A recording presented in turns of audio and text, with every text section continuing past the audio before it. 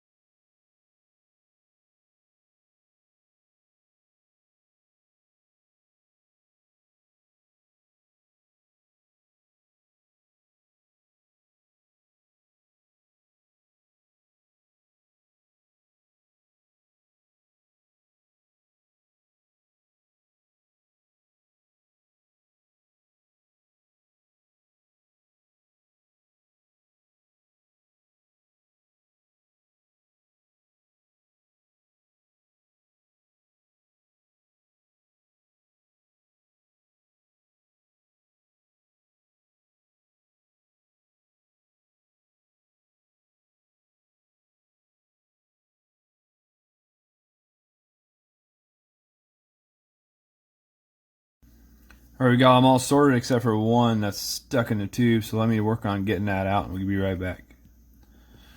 And there we go, we got it out. So, we have all of these are bird cents, which are really cool. They are the 1867-1967 Memorial one. So, we'll put that in there for the centennials. I'll throw those on the side because I really do like those ones. I'll have to go through and see. I think this one probably the nicest one. Maybe that one. A little bit. It's a little bit toned more than the other ones. But we'll put those to the top. Get those set here. So what we do have here is a 30s, which there's two of them, which are really nice, a 32 and a 36. We have the 40s, 50s, 60s, 70s, 80s, 90s, and the 2000s.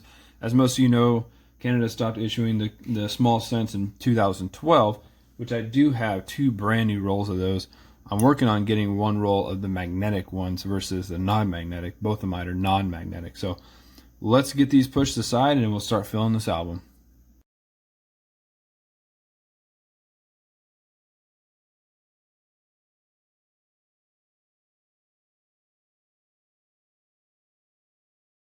Alright, so here we go. We've gone through the 30s and 40s. The 30s we had the 1932. We had the 1936. All the way through, so 40, 41, 43, 44, 5, 6, 47 maple leaf blunt 7, and a 47 maple leaf pointed 7. The pointed 7, as the book says, being a little bit more common than the blunt 7. Luckily, I got both. Kind of cool. The 48 and the 49. So let's keep on going with the 50s, and we'll see from there. Alright, so here we go for the 50s. Literally had every single one except for the 1953 with the shoulder fold. So I'll show you how to differentiate between the no shoulder fold and the shoulder fold. 1 second. Okay, so here we go on the no shoulder fold versus the shoulder fold. Alright, so it says the I in DEI has a pronounced serifs and points between the two long denticles. So let me get something here to point with. As you can tell, this and this, these are the serifs, and they go right here in line with these two denticles right above it. That is on the no shoulder fold. On the shoulder fold, the I in DEI, very slight serifs, means it's mostly a straight letter, and the points to a short denticle.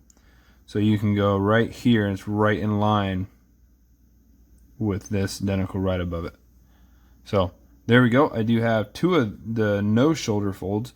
Be looking for a shoulder fold. Otherwise, we have a full set of 1950s.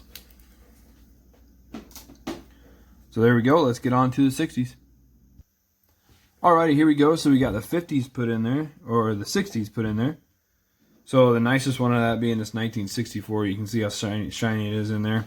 Very cool. So the one of note in there is a 65 large beads versus small beads. We did have both varieties, so I'll go ahead and show you exactly what that means when it comes to the book. Also, there's 4 varieties of the 1965s. You can find small bead, large bead, and blunt 5 and pointed 5 in both of those varieties. So I'll bring you in here for the book, and you guys can check it out. Alright, so we're looking at small bead versus large bead first. Small bead right here. The A is going to be pointed between the beads right there. And then this one, the large beads, the A will be pointed at the bead. So it is more noticeable on the coins than in this page in the book. They almost do kind of look the same. But when you look at it under the microscope, it is a lot more obvious. Now with the blunt 5 and pointed 5, very, very simple to determine. The top bar on the 5 is perfectly straight and flat on the top. And then the pointed 5, it kind of has a serif here and a serif right here on the edge. So pretty easy to determine that one. So that gives it 4 known varieties. A small bead, and look right here. So right here you have small bead pointed 5 and small bead blunt 5. And then large bead blunt 5 and large bead pointed 5. So large bead pointed 5 looks like it's the most valuable one when it comes across the different values there. So very cool, and let's keep on this book. Alright, here we go. So we did fill up almost all the 70s, all except for the actual 1970s. So very cool. Some of these are actually just stunners, just really, really nice. Let me bring you in a little bit closer here. There we go. Look at that 76. 75 is really, really nice. 78's nice. Some good ones. So here we go. Let's pull it back out, and we will get on to the 80s. Alright, so here we go for the 80s. We had all of them except for the 85 pointed 5, so I'll be looking for that from now on, going through all my coin rolls. Also, so 80, 81 was really, really nice. 82, the transition year, they went into the 12-sided cent. Very cool.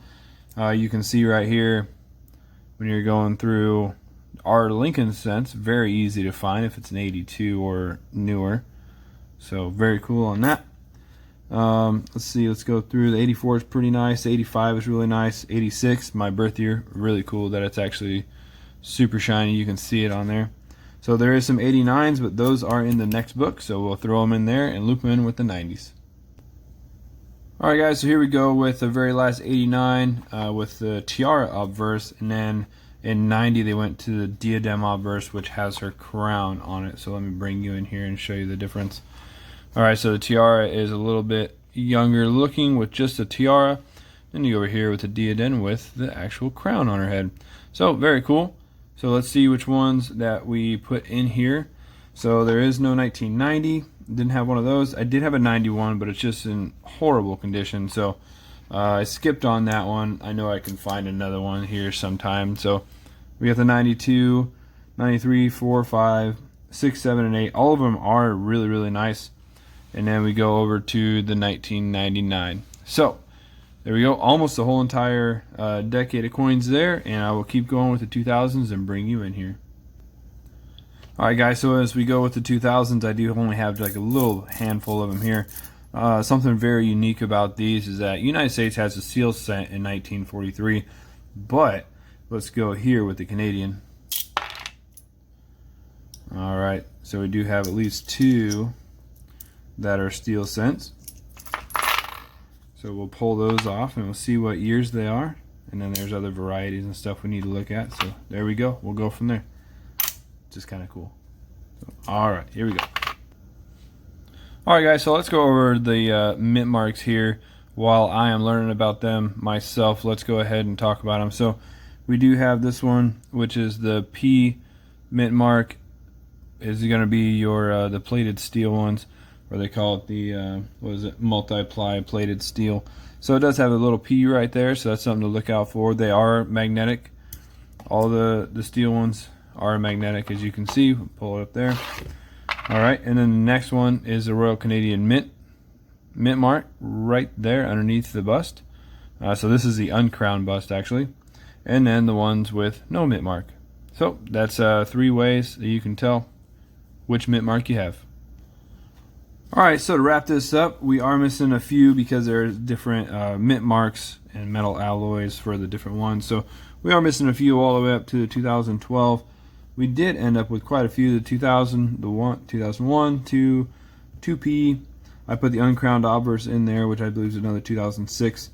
2003P, 2005, another 2006, and a 2010 Royal Canadian Mint, and it's a zinc. So very cool. Just want to say thank you to all the people who donated for these books. I am going to write your names in them right now. So I know the biggest contributors were Jan Lewitt and Alfred R. So you guys will definitely get credit for helping fill these books. Very, very cool. That's going to help my collection out a whole lot. And I also have nickels, dimes, and quarters coming up soon. So if you guys stay tuned for the next videos, you will see. Let's see.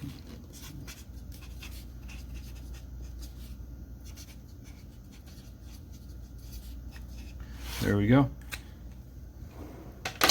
Very awesome. So the stunners for the day, I would say, are that 1932 and that 1936. I do have some more Canadian nickels, the older ones. I just don't know, or pennies. I just don't know where I put them. So I'm gonna have to look around, find them, and put them in there. Now that I finally got these books, and now I can start filling them up. So thank you guys. Please like, share, and subscribe, and I will see you guys on the next video.